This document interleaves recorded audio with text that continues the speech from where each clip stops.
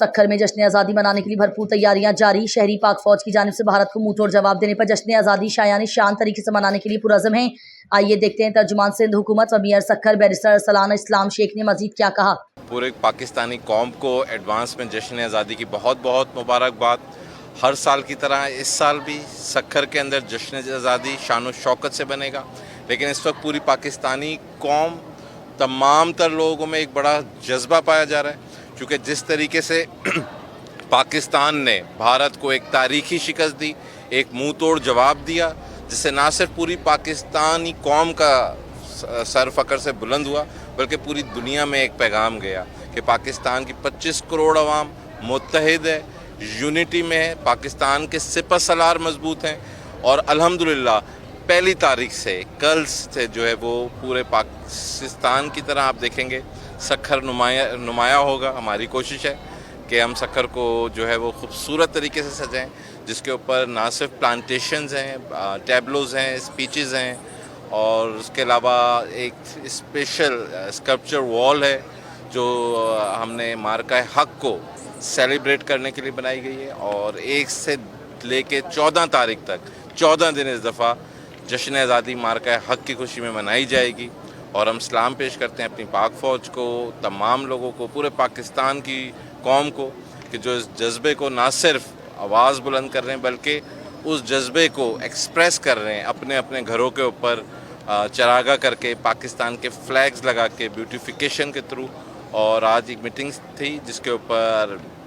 District administration, provincial departments, federal departments, T M Cs, U Cs, civil society, تمام تر لوگوں نے ہم نے شرکت کی، اور اس چیز کے لیے کہ اس کو ہم ویل آرگنائز کوآرڈینیٹڈ مینر میں بنائیں گے، کیونکہ 10 تاریخ کو انشاءاللہ تعالی سکھر کی تاریخ کا سب سے بڑا جشن ہونے جا رہا ہے، جس کو سید مراد علی شاہ صاحب خود سکھر میں موجود ہوں گے، اور پوری سکھر کی عوام کے ساتھ مل کے اس جشن کو سیلیبریٹ کریں گے. آپ سب کو ایک بار پھر ایڈوانس میں جشن آزادی کی بہت بہت مبارک. پاکستان زندہ باد. جی بالکل، آج یہ میٹنگ کا مقصد یہ تھا کہ آپ ہیں، این جی اوز ہیں، ٹی ایم سیز ہیں، یو سیز ہیں،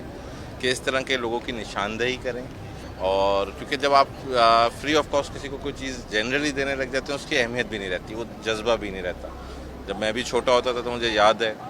کہ ہم وہ خود خرید کے لاتے تھے، چھوٹی چھوٹی پھلجڑیاں جو پتیاں ہوتی تھی، نہ صرف وہ لے کے آتے تھے بلکہ اس کو اپنے ہاتھوں سے لگاتے تھے، تو وہ پھر ایک جذبہ ہوتا ہے. لیکن آج کی اس میٹنگ کے اندر یہ بھی پیغام سب کی طرف سے کہ این جی اوز ہیں، ڈپارٹمنٹس ہیں، یو سیز ہیں، ٹاؤنز ہیں، میونسپل کارپوریشن ہیں، کہ اگر کوئی افورڈ نہیں کر سکتا تو اس کو بالکل پرووائڈ کریں گے. جی بالکل، ایس ایس پی صاحب سے ملاقات بھی ہوئی تھی، اور ڈی آئی جی صاحب سے بھی ملاقات ہوئی تھی.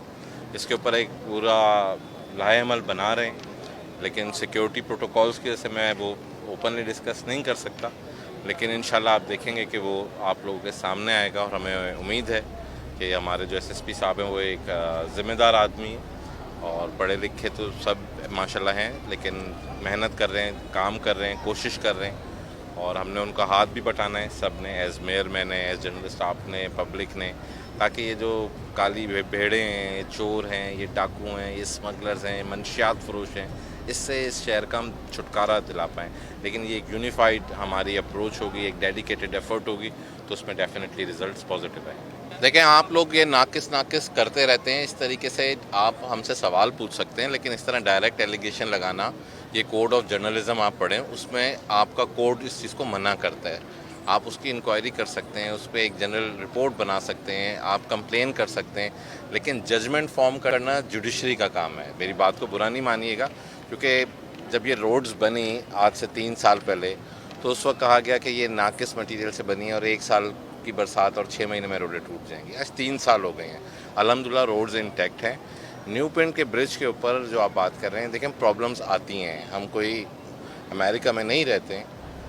مشینری ان کی خراب ہو گئی تھی، مشینری بن کے واپس آ گئی ہے.